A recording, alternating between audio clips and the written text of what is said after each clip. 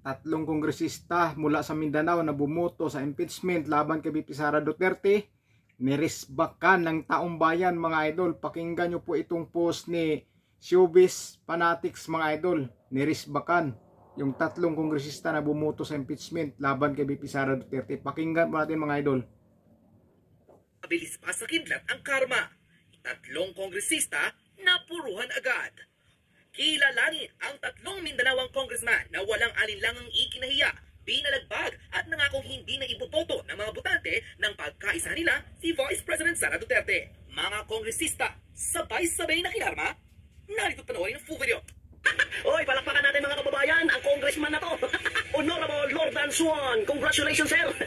Sinabi niya dito na after daw pinost yung mga pangalan ng bumoto na i-impeach si VP Sara, nagtanong daw yung mga kamag-anak niya bakit? Para masave ang laway niya, isa na lang explanation niya dito. I voted yes because it was the right thing to do. VP Sara and her family must be held accountable for their wrongdoings. Inadmit niya dito na sumuporta daw siya noon sa mga Duterte, pero si Speaker Romualdez at si Bongbong Marcos Jr. ang nag-open ng kanyang mga mata. Mga Duterte daw ay ginagamit lang sila. Hindi daw sila yung totoong magandang halimbawa ng mga leader sa ating bansa. Ito na pinakamalala. To my supporters, I know you stand with me. Rest assured, the ayuda is coming. After we voted yes, Speaker Romualdez provided additional budget, allowing us to give even more assistance to the people. Hoy, napaka-honest naman ang congressman na to. May bigayan ngang nangyari. This is just the beginning. Tama ka, nagsisimula pa lang itong bigayan. Sa mga anti-Duterte na nagsasabing fake news daw na may bigayang nangyari, ayan, tanungin yung congressman na yan. Makinig kayo ha. Dan Suan, isa sa nag-yes para ma-impeach si Sara, kongresista. Basahin natin yung pangatlong paragraph ng sinabi niya. Statement niya ito dahil marami daw nagtatanong sa kanya na bakit niya yun ginawa, ang pagboto, ang pag-yes. To my supporters, I know you stand with me. Rest assured, the ayuda is coming. After we voted yes, Speaker Romualdez provided additional budget allowing us to give even more assistance to the people. My God. Earlier today, may lumbas din na nagkaroon daw ng 150 million para dun sa 215 na congressman para bumoto ng yes. Tanong natin ha, kapag ba hindi sila bumoto ng yes, hindi sila bibigyan ng pang-ayuda or assistance para sa mga tao? Tama ang sinasabi ng karamihan, ang ayuda ay gagamitin para sa eleksyon, pambili ng boto, at nagamit na rin para bumoto sa impeachment ni Sara Duterte. Ang linaw ng pagkakasabi, after we voted yes, ibig sabihin nakakompromise yung 150 million. Bumoto ka lang ng yes para i-impeach si Sara. Kung ako isang kongresista, hinahainan ako na 150 million. Diba? Parang pinapainan ako na kumagat.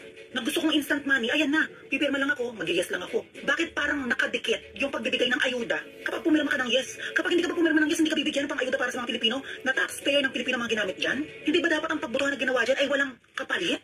Walang mapapaisip ka kasi may perang involved? Hindi ba dapat pinag-iisipan nyo ng walang nangingialam? O yan, kitang-kita. After we voted yes, Speaker Romualdez provided additional budget, nagdagdag pa ng budget kasi bumoto ng yes. Ano sino nagsisinungaling? Yung kongresistang yan na bumoto ng oo? Isa sa nag-yes yan, no? Guys, gumising kayo. Ay pinagbabato kay Sara ay 125 million. Kami alam na namin yan ay isang malaking kasinungalingan. Pero bibigyan ko kayo ng math. 150 million pinamigay na ayuda. Ginamit pa tong ayuda ha. Para sa bawat kongresista na bumoto ng yes ma-impeach si Sara. 150 million times 215 na kongresista. Kung yan lang ang bibigyan, baka hindi bibigyan yung mga kongresistang nag-no, hindi bumoto. 215 times 150 million, ilang bilyon yan? I-gets nyo yung logic? Na yung 125 million na binabato kay Sara, binastusan ng bilyon-bilyon para ma-impeach. Hindi totoo yung sinasabing lakaw ni Sara. Ang gusto ng mga yan is matanggal si Sara dahil may plano yung mga yan. Kitang-kita. Nakakaloka naman itong kongresistang to. Bakit siya pang statement? Hindi mo alam kung nag-iisip. Hindi ko alam kung nagbibigay siya ng hint. Nakatanggap ako, nag-yes ako, pero ito ang nangyari. Hindi ko alam kung ganyan ha. Pero kung ganyan, ibig sabihin matalino siya. Pero kung yan ay nasa puso niya talaga yung statement, kaya Diyos ko naman, attorney. Parang nilaglag mo naman yung lolo nyo. My God. Oh my God. As in, tuwang-tuwa ibang tao na si Sara na impeach. Ayan, wala na kayong pera. Pilit nyo nga kaka-announce lang, bankrupt na. Oh, tapos ayan, ginawang ayuda, ginawang panuhol para mag-yes, ma-impeach si Sara. Nawala pa sa tuldok ng binabato kay Sara na 125 million, mag-compute kayo, mag-ising kayo sa katotohanan. Na yung pera nyo, ubos na, simot na, simot na. Ayaw nyo, buksan yung mga mata nyo. Ayan, sinasampal kayo ng katotohanan. Kakampi na nila yan. Kaalyado na nila. Isa sa mga nag-interview kay Rodrigo Duterte nung in-invite siya sa Congress. My goodness. Oh, grabe ha. Dahil sa pangtatraidor mo sa mga Davaoenyo, hindi ka na nila iboboto. Kaisa-isang kongresista ng Davao del Sur na bumabuo para ma-impeach si VP Sara, kinakarma na.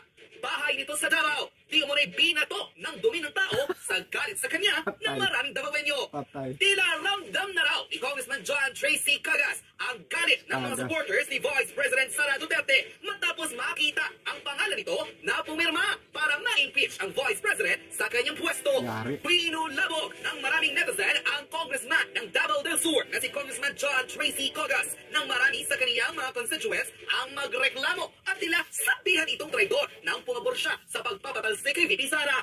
Ilan sa kanyang mga supporters ang tila itinanggi ang paratang at sinabi pang hindi siya bumoto para mapatalsik ang business sa kanyang pwesto. Ngunit ang kanyang pirma ang magsisilbing ebidensya na tunay ang balita sa kanya. Ang kaisa-isang Davao del Sur representative ang siyang pumirma para mapatalsik si VP Sara kahit ito'y kababayan niya.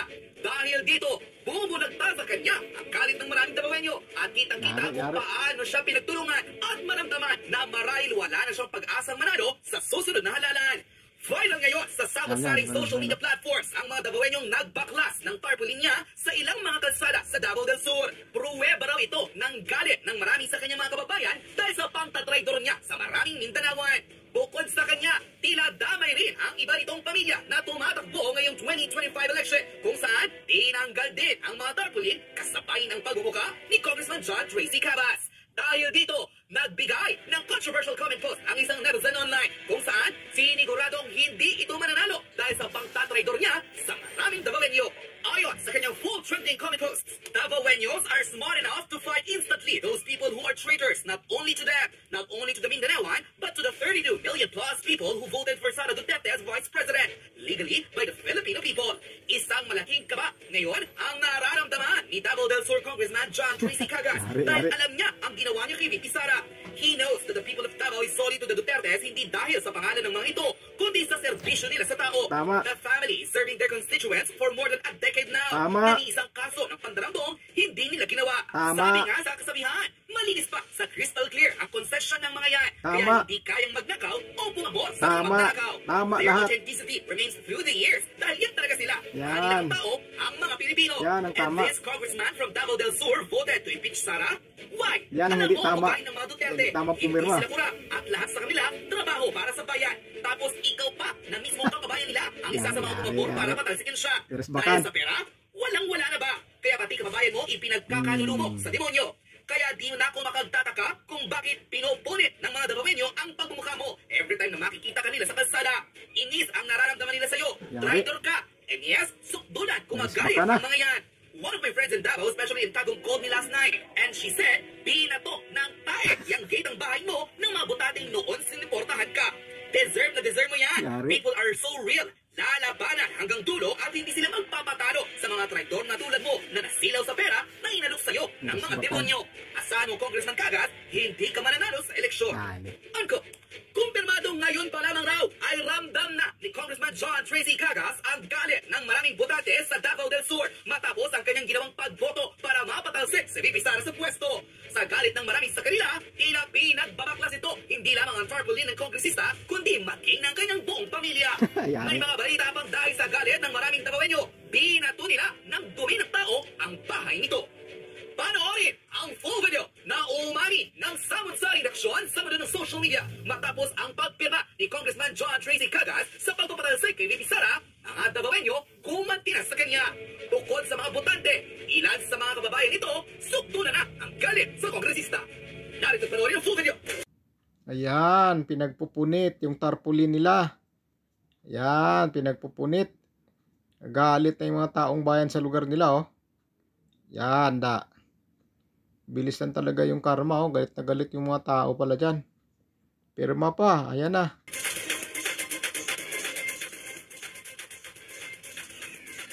Yari. Isa-isa ng araw bang kinakarma?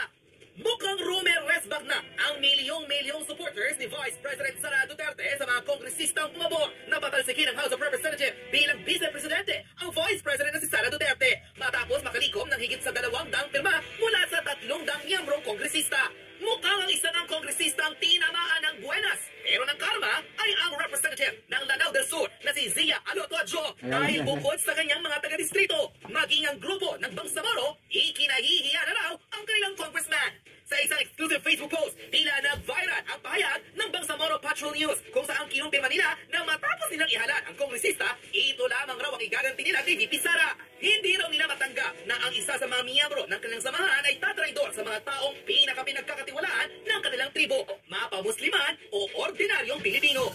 Dahil dito, nanindigan ang grupo ng Bangsamoro na hindi na nila iboboto ang kongresista nais mapatalsik si VP Sara sa kanyang pwesto.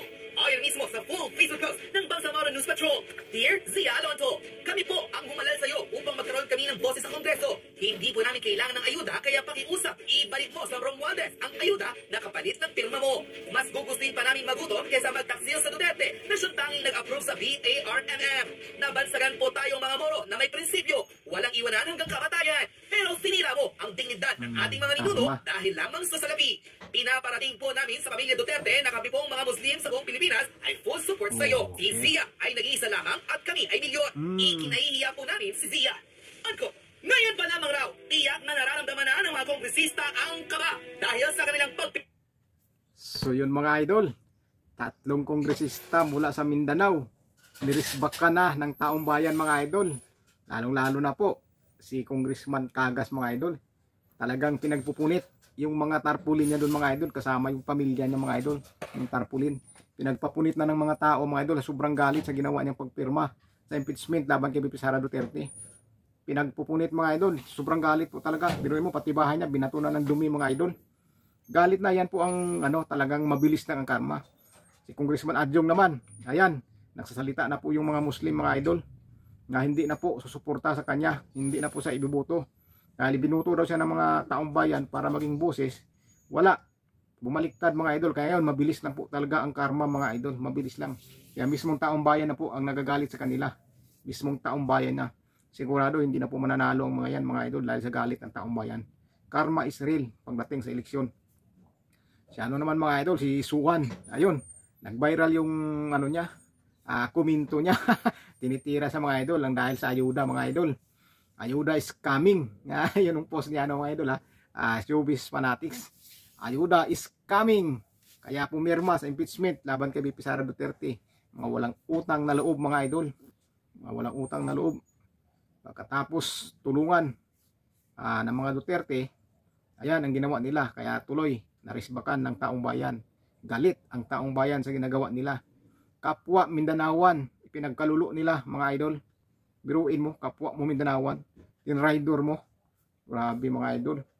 Yan lang sana makakatulong sa atin sa taga Mindanao dahil bihira na po tayo magkaroon ng presidente o vice president mula sa Mindanao. Kaya pagkakataon sana natin yan para naman tayo ay mapansin ang lugar natin sa Mindanao. Dahil napag-iwanan na po yan kahit ilang presidente na pong dumaan, lagi pong napag-iwanan ang Mindanao. Ngayon na nagkaroon na po tayo ng pag-asa, ayan pa, ipinagalulo pa ng iba nating mga kababayan sa Mindanao. Pumirma para matanggal si VP Sara Duterte sa pagka-vice presidente. Grabe. Parang tinanggalan nila mga idol ang pag-asa ng taong bayan sa Mindanao mga idol. Tinanggalan nila ng pag-asa na umasinso ang Mindanao balang araw dahil sa may namumuno na sa atin na presidente, vice president, tapos maging presidente si VP Sara Duterte. Pagkakataon na po yan mga idol na aasinso na po ang lugar natin sa Mindanao. Aasinso na po. Kaso pinipigilan ng ibang mga opisyal dyan dahil bumuto sila at gusto nilang maalis si Sara Duterte sa pagka-vice presidente at hindi na po makakatakbo sa 2028 presidential election. Tinanggalan po tayo mga idol ng pag-asa, tayong mga taga Mindanaoan, tinanggalan tayo ng pag-asa na masinso ang ating lugar mga idol, ng ilang politiko yan mga idol. Kaya hindi dapat yan mga idol ihalal ulit mga idol sa pwesto nila. Dahil kapwa Mindanaoan, pinagkalulo nila mga idol, kinaraydor nila kapwa Mindanaoan.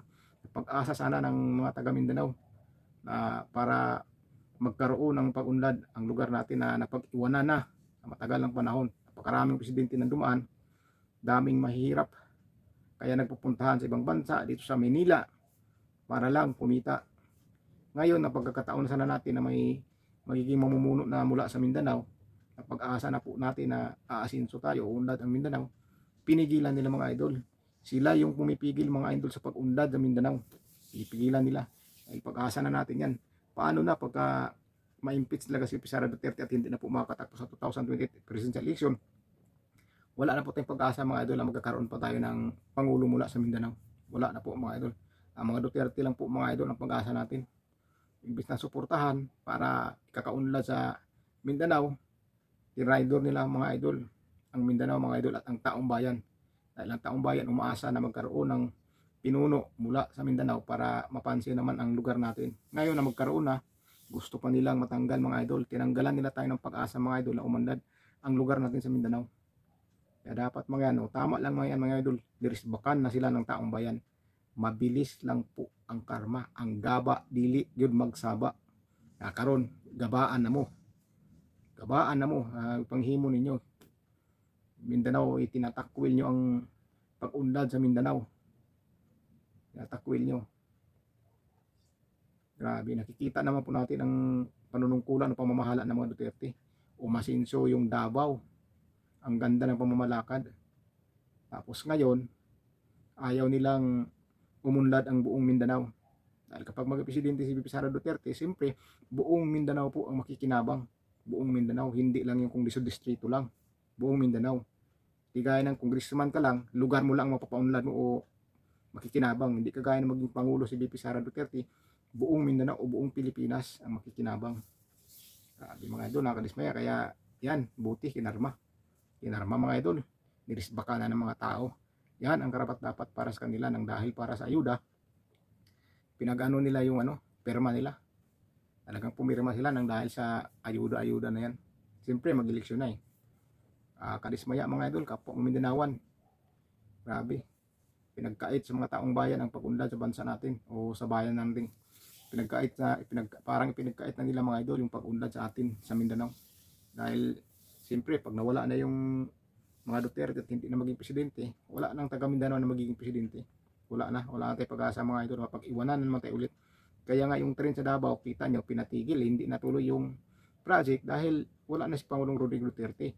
Umpisa na sana yung mga idol na magkaroon tayo ng train sa Mindanao, kakalat na yun mga idol, magtugtong-dugtong na yun mga idol, paunti-unti, hanggang makarating na sa iba-ibang lugar sa Mindanao yan. Parang sa Metro Manila, umpisa mo na sa EDSA hanggang dumami mga idol, nagdugtong-dugtong. Ganon din po sana mangyari yan mula sa Davao, magkakalat na yan, hahaba na yan, dami ng malalagay ng train mga idol. Paano ngayon, kita nyo, walang project na nakikita, pati mga project ni Pangulong Rodrigo Duterte hindi na natutuloy. Wala pag-asa, di ba? Malaking bagay na sana sa Mindanao yun, magkakaroon ng train. Diba mga idol? Kakaroon ng train sa Mindanao, wala nga, hindi natuloy yung project. Paano na? Di ba? Umpisa na sana yun Mag-umpisa na yun hanggang pahaba na ng manalagyan ng train, dugtong-dugtong na. Dami na makinabang na tao. Ngayon, wala na. Dahil itong mga opisyal din na to, ipinagkalulo pa ang Vice President at yung paggustong umasinso ang Mindanao, wala tayong pag-asa dito mga idol. Kaya mga idol, hindi po yan magwawagi yung mga kasamaan at kasinungalingan mga idol. Kayang-kaya ni VP Sara yan at hindi yan pabayaan ng Panginoon dahil nasa tama po siya at nasa katuwiran siya. Wala po siyang nilabag mga idol. Hindi po kurap si VP Sara Duterte. So yun mga idol, ingat kayo. Solid po tayo mga idol.